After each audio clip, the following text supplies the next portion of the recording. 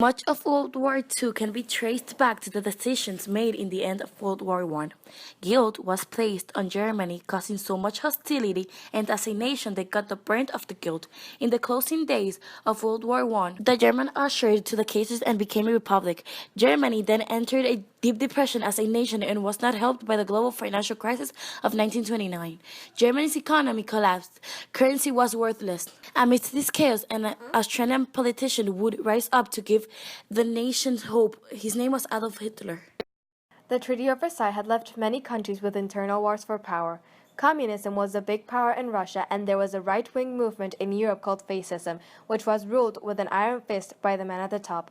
Fascists felt threatened by communism as it sought to spread wealth equally amongst the people. Hitler promised the people of Germany that they could once again be the great and powerful empire they once were, and even bigger.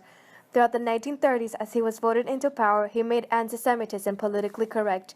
Literally, he promoted the myth that the Jews cheated the country at the end of the First World War by creating a German republic and forcing the armistice. As the years went on, the Nazi Party created a notion of Aryan superiority. They sought to rid themselves of any different ethnic minorities, especially the Jews. Germany allied themselves with the ambitious nation of Japan, as well as finding allies in the fascist state of Italy, led by Mussolini, and thus formed what became known as the Axis powers. Germany had shrunk after the Great War as part of the Treaty of Versailles. Germany was not to put weapons in the Rhinelands, bordering France. The trickle to war began as Hitler began to earn the area again. He then entered into Austria, who joined the Third Reich. He then invaded Czechoslovakia. This sent alarm bells throughout the rest of Europe. France and Britain saw Germany as a threat. British Prime Minister warned Hitler not to invade Poland. On the 1st of September, Hitler invaded Poland, forcing Britain to declare war on Germany.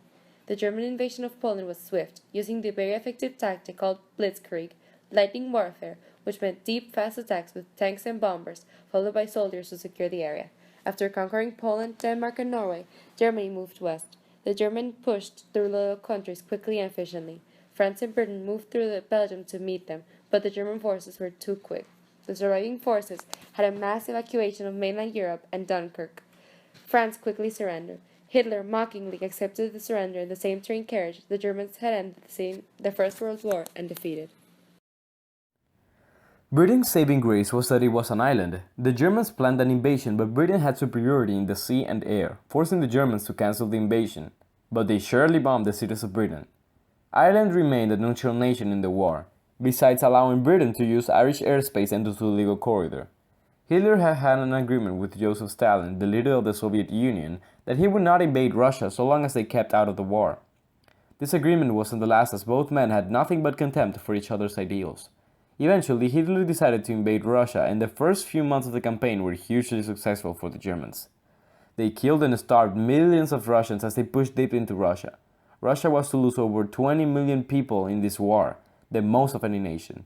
The Russian army at the beginning of the invasion was pretty organized. Russia was seen as an uncivilized country to the Germans, ultimately only miles from Moscow. It was the winter that doomed the Germans. They weren't ready for the extreme cold. The Russians were. While Hitler was busy taking over Europe, the United States of America looked on from the outside.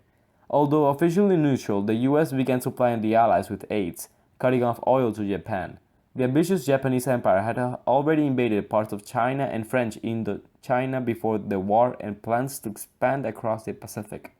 On the 7th of September of 1941, they led a surprise attack on an American Navy base on Pearl Harbor, causing huge destruction and terrible shock throughout the United States. The attack was supposed to stop the US from interfering. Japan had awoken the sleeping giant, and the USA had declared war on Japan, and thus Germany declared war on the US just as the war had been starting. In Europe, Hungarian Jewish scientists who were in America were on a mission to warn the government. Having been studying nuclear physics, the scientists saw potential for weapons of mass destruction and feared the Germans may be already working on it. They hunted down Albert Einstein from some street cred who signed their letter for President Roosevelt, confirming the danger and the urgency of building this bomb before the Nazis do.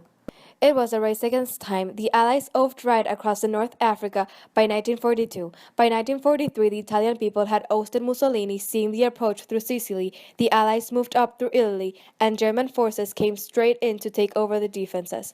By June 6, 1944, was D-Day for the Allies as they made a massive landing on the troops in Normandy. They fought their way into France and eventually secured their position.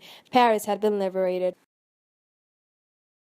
Russia, with by now had a huge master army, was pushing hard against the Germans. As the Red Army pushed back through Poland, they began to uncover terrible truths that the Nazi had been rounding up Jews and ethnic minorities and exterminating them. 6 million Jews were murdered in what became known as the Holocaust. The most infamous concentration camp, Auschwitz, was a common-built death factory of gas chambers and furnaces.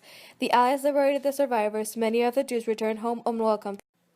The Allied leaders, Churchill, Roosevelt, and Stalin, met in Crimea to plan for the future of Europe.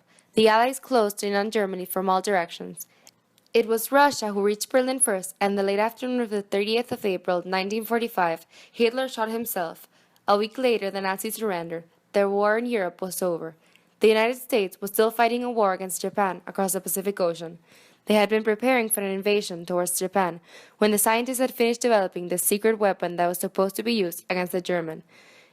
It was the atomic bomb. New American President Harry S. Truman chose to use this weapon and hopefully avoid a full-scale invasion. On August 6, 1945, the Americans dropped the atomic bomb on the city of Hiroshima. The city center was flattened and the people were vaporized. The people who survived the bomb died days later due to radiation poisoning from the radioactive bomb. The Soviet Union then declared war on Japan. Japan didn't surrender, so Americans dropped another atomic bomb on Nagasaki. Days later, Japan surrendered, ending the war. The world was a changed place after the war. Many of the Nazis were tried for their war crimes and executed. Germany was occupied and divided into East and West. The map of Europe had changed once again.